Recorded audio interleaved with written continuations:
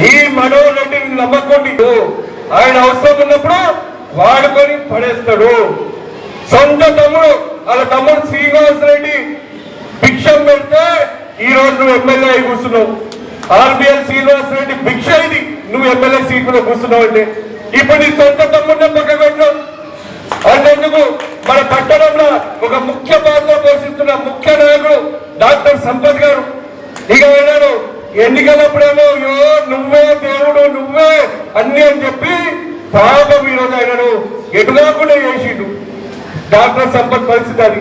ఇక రౌఫ్ ఖాన్ అని ఉంటారు మన రౌఫ్, ఆయన కూడా సీనియర్ నాయకుడు, ఆయన కూడా గతంలో పట్టణ అధ్యక్షుడు ఉండే, ఆయనను వాడుకొని ఆయనను పక్కకు పడేసిండు.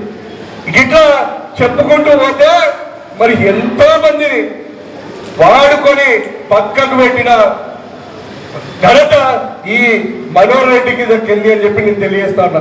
నేను ఇప్పుడు చెప్తున్నా ఆ కాంగ్రెస్ నాయకులకు, మీరు ఇప్పటికైనా మీ కళ్ళు తెలుసుకోండి. మనోహర్ రెడ్డి ఎక్కడి నుంచో వచ్చిండు, మన ఎడుకో వీక్తాడు, మన తాండవాడు కాదు, అది మీరు మరవకండి. ఎప్పటికైనా మరి మనమందరం కలిసే మన తాండవమే మన కుటుంబం తప్ప బయట నుంచి వచ్చినోడు కాదు. ఇప్పటికైనా మీరు ఈరోజు పరిమళంగా ఈరోజు అదే విషయం గమనించి అదే విషయాన్ని తొందరగా గ్రహించి అక్క ముందరికి వచ్చింది.